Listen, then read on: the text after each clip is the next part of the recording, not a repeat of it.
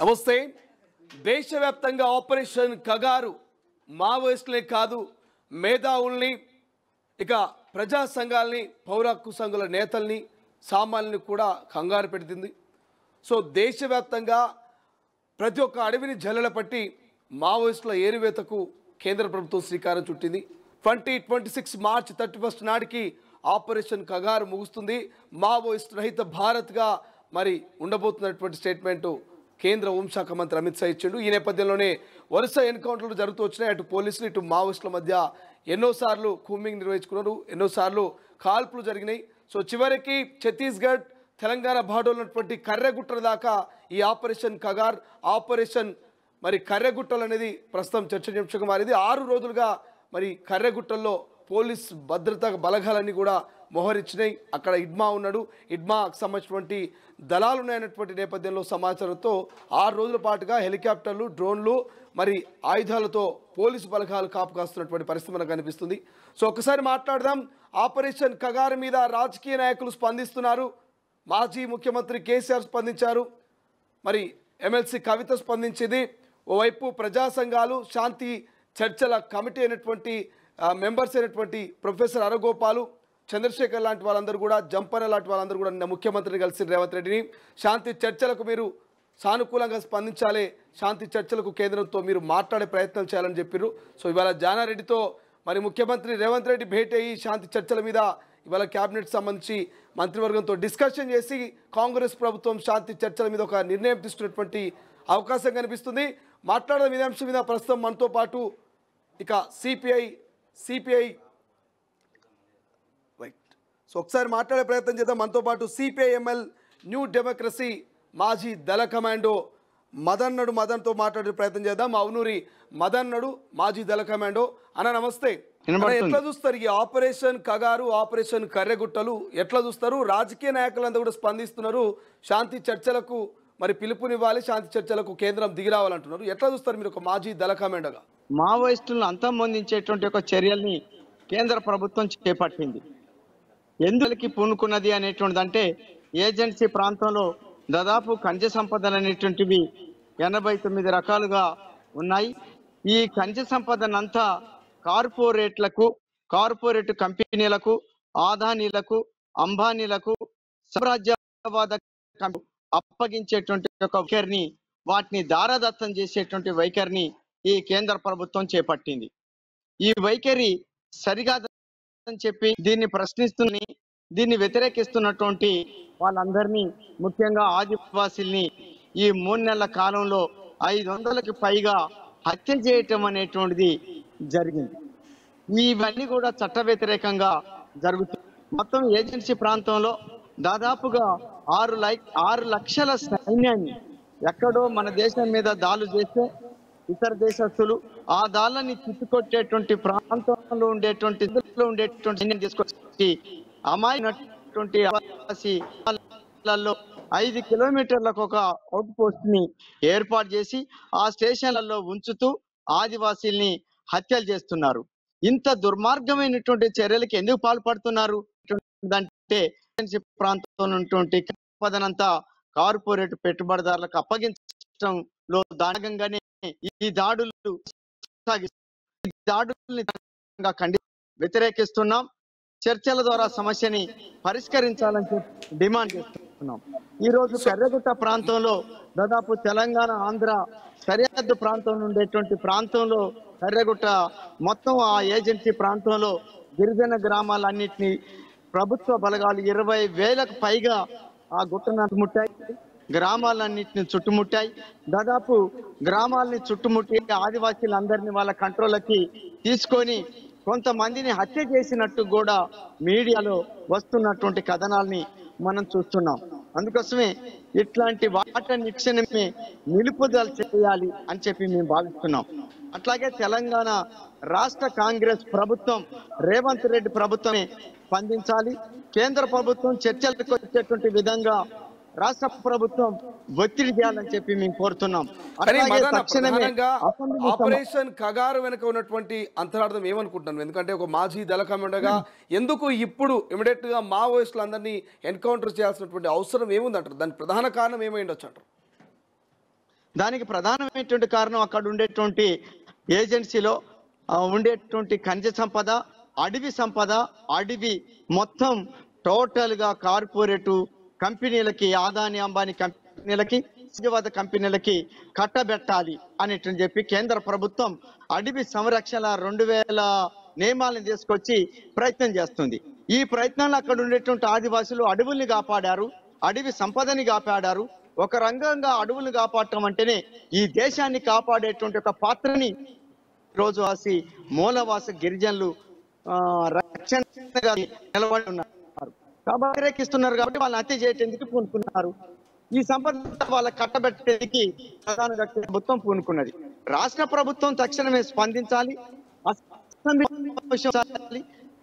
దీని మీద చేయాలని తీర్మానం చేయాలి.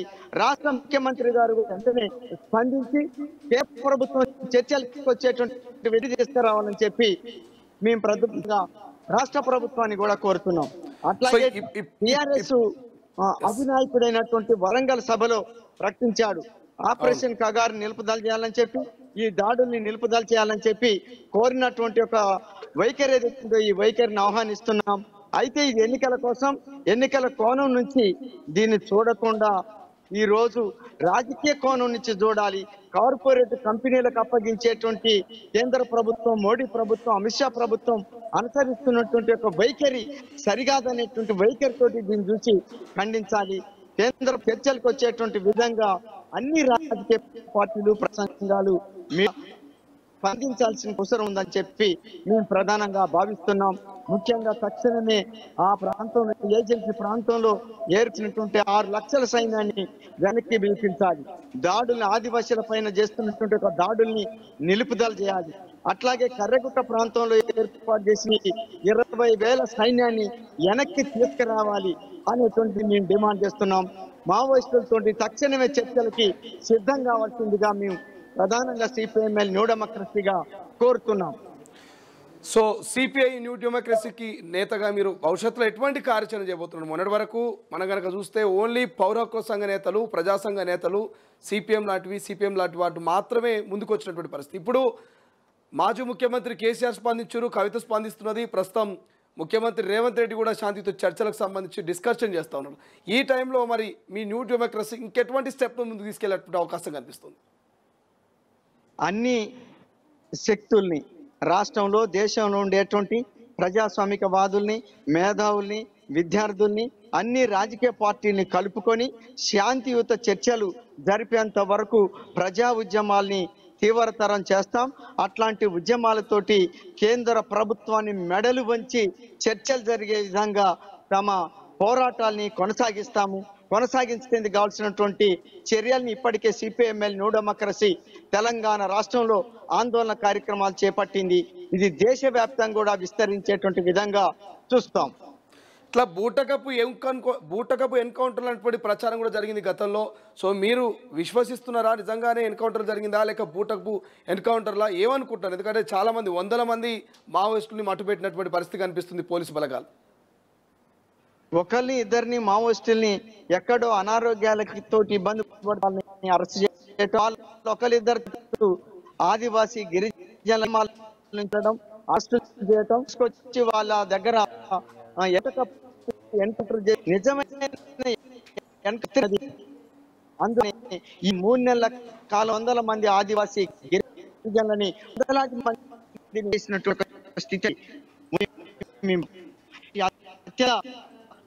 సిట్టింగ్ జడ్జి చేత న్యాయ విచారణ జరిగి దానికి సంబంధించినటువంటి అధికారులపై, దీనికి పూనుకున్నటువంటి పోలీసులపై తగినటువంటి ఒక చర్యలు తీసుకోవాలని చెప్పి మేము డిమాండ్ చేస్తున్నాం. సో చివరగా మదన్న, ఈ కర్రెగుట్టల చుట్టే మొత్తం అటు మీడియా కావచ్చు, దేశవ్యాప్తంగా అందరి చూపు కర్రెగుట్టల వైపే ఉన్నది. కర్రెగుట్టలో హిడ్మా ఉన్నాడు, 1000 మందిగా మరి మావోయిస్టులు ఉన్నారు. అందుకే పోలీసు బలగాలు ఈ స్థాయిలో మోహరించినాయి. కర్రెగుట్టలు అనేది చాలా డేంజరస్ ప్లేసు, అక్కడ కిలోమీటర్ మేరకు సొరంగం ఉన్నటువంటి ప్రచారం జరుగుతున్నది. సో మీరేమనుకుంటున్నారు? ఇవంతా కూడా ప్రచారం అనుకోవచ్చా లేకపోతే వాస్తవాలు ఉండొచ్చు అనుకుంటున్నారా? మీరేమనుకుంటున్నారు? కర్రెగుట్టల వైపు చాలా బలమైనటువంటి అడవులు, ఈ అడవుల్ని కేంద్రంగా మావోయిస్టులు చేసుకొని తమ ఉద్యమ కార్యకలాపాలు నిర్వహిస్తున్నటువంటి మాట వాస్తవం. అయితే ఆ కర్రెగుట్టల వైపు ఉన్నటువంటి సొరంగాలు అనేకం ఉన్నమాట కూడా వాస్తవం. అక్కడే ఉన్నారనేటువంటి చెప్పి మేము చెప్పలేం, కానీ దీన్ని మొత్తం ఒక భయోత్పాత వాతావరణం సృష్టించేటువంటి ఒక దాంట్లో భాగంగా ఈరోజు పోలీసు బలగాల్ని కర్రెగుట్టల వైపు మోహరించింది. దాని చుట్టూ గ్రామాల ప్రజానికాన్ని, ఆదివాసుల్ని పోలీసులు తమ కంట్రోల్కి తీసుకున్నటువంటిగా వాటిగా మీడియాలో వార్తలు వస్తున్నాయి. రేపు వీళ్ళందరినీ హత్య చేసిన ఆశ్చర్యపోవాల్సినటువంటి అవసరం లేదు. అట్లాంటి దానికి పూనుకోకుండా సైన్యం తక్షణమే ఆ కర్రెగుట్టల వైపు మోహరించినటువంటి సైన్యాన్ని వెనక్కి పిలిపించాల్సిందిగా మేము డిమాండ్ చేస్తున్నాం. Right, thank you so much Madana. ఇది ఓవరాల్గా న్యూ డెమోక్రసీ మాజీ దళ కమాండో మదన క్లియర్ చెప్తా ఉన్నాడు. అక్కడ నిజంగానే స్వరంగాలు ఉన్నాయి కర్రెగుట్టల్లో, అది దట్టమైనటువంటి అడవి అని చెప్తా ఉన్నాడు. కర్రెగుట్టల్లో మరి చాలా సంఖ్యలోనే మరి అక్కడ స్వరంగాలు ఉండే అవకాశం ఉంటుంది, అక్కడ మావోయిస్టులు ఉన్నటువంటి అవకాశం ఉంది. కానీ ఇప్పుడు ఉన్నారా లేరా చెప్పలేం. బట్ ఏదేమైనటువంటి ఆపరేషన్ కగార్ను నిలిపివేయాలి. దేశవ్యాప్తంగా, రాష్ట్ర వ్యాప్తంగా ప్రజా చైతన్యం వైపు మేము వెళ్తాము. ఖచ్చితంగా పొలిటికల్ లీడర్లు కూడా దీనికి మద్దతు ఇవ్వాలి. అభం శుభం తెలియనటువంటి ఆదివాసీ బిడ్డల్ని మరి ఆపరేషన్ కగారు పేరుతో పొట్టను పెట్టుకుంటున్నారు, వాళ్ళు ఇబ్బందులకు గురి చేస్తున్నారు. దయచేసి బలగాలని కూడా వెనక్కి పోవాలంటూ మరి మాజీ దళ కమాండో మధు డిమాండ్ చేస్తున్నటువంటి పరిస్థితి.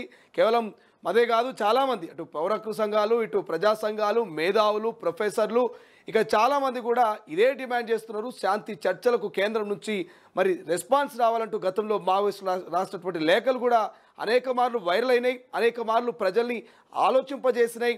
ఎందుకు మావోయిస్టులు ఎప్పుడు లేని శాంతి చర్చలకు దిగొస్తున్నారు, ఎందుకు ఈ రకమైనటువంటి ఎన్కౌంటర్లు జరుగుతున్నటువంటి ఒక రకమైనటువంటి ప్రజల్లో అవగాహన వచ్చినటువంటి భావన కూడా వచ్చినటువంటి పరిస్థితి మనం చూస్తాం. సో చూద్దాం మరి కేంద్ర ప్రభుత్వం ఏ నిర్ణయం తీసుకోబోతుంది. ప్రధానంగా రాష్ట్ర ప్రభుత్వాన్ని మరి ఎవరైతే శాంతి చర్చల కమిటీ మెంబర్లు మీట్ అయ్యారు, ప్రొఫెసర్ అరగోపాలు, జంపన్న లాంటి వాళ్ళందరూ, చంద్రకుమార్ లాంటి వాళ్ళందరూ కూడా మీట్ అయ్యారు. ఇప్పటికే యాక్షన్లోకి దిగినటువంటి రేవంత్ రెడ్డి జానారెడ్డిని కలిసిండు. జానారెడ్డిని కలిసి గతంలో శాంతి చర్చల సమయంలో ఏం జరిగింది, దానికి సంబంధించినటువంటి పూర్తి డేటాను తీసుకున్నాడు. మరి ఇప్పుడు శాంతి చర్చలు జరపాలంటే ఏం చేయాలి, ఎటువంటి నిర్ణయాలు తీసుకుంటే బాగుంటుంది, ఒకసారి మంత్రివర్గంతో మాట్లాడి అందరూ కలిసికట్టుగా ఒక స్టేట్మెంట్ చేస్తే బాగుంటుంది అనేటువంటి ఒపీనియన్కి వచ్చారు. ఒక అడుగు ముందు కేసీఆర్ ఆల్రెడీ నిన్న వరంగల్ ఎలకదుర్తి బహిరంగ సభలోనే ఆయన ప్రకటన చేసి ఎట్టి పరిస్థితుల్లో మీ దగ్గర మరి జవాన్లు ఉన్నారు, మీ దగ్గర బలగాలని అని చెప్పి బలప్రయోగం చేయొద్దు మావోయిస్టుల మీద, మీరు కాల్పుల విరమణని చేసుకోండి, శాంతి చర్చలకు మీరు సిద్ధంగా ఉండనంటూ కేంద్ర ప్రభుత్వానికి, మోదీకి మాజీ ముఖ్యమంత్రి కేసీఆర్ బహిరంగంగానే మరి చెప్పినటువంటి పరిస్థితి. ఇంకోవైపు కవిత కూడా ఓ మీడియా ఛానల్తో మాట్లాడుతూ ఆమె ఒపీనియన్ తెలియజేస్తుంది. ఇలా ఒక్కొక్కరు ఒక్కొక్క ఒపీనియన్, ఒక్కొక్క అభిప్రాయాన్ని మావోయిస్టుల మీద, ఈ ఆపరేషన్ కగార్ మీద తెలియజేస్తూ ఉన్నారు. సో చూద్దాం మరి మాజీ దళ కమాండో మధు అన్నట్టుగా మరి ఏమైనా కేంద్ర రాష్ట్ర ప్రభుత్వాల శాంతియుత చర్చలకు ఒప్పందానికి కుదిరి మరి ఈ ఆపరేషన్ కగార్ ఇక్కడితో ఆగుతున్నదా, లేకపోతే 2026 మార్చ్ 31 వరకు కంటిన్యూ అవుతున్నది. చూస్తున్నానండి తొలి వెలుగు, మళ్ళీ కలుద్దాం. ప్రపంచంలో ఏ మూల ఏ క్షణం ఏం జరుగుతుందో వేగంగా తెలుసుకోవడానికి తొలి వెలుగు వాట్సాప్ ఛానల్ని ఫాలో చేయండి.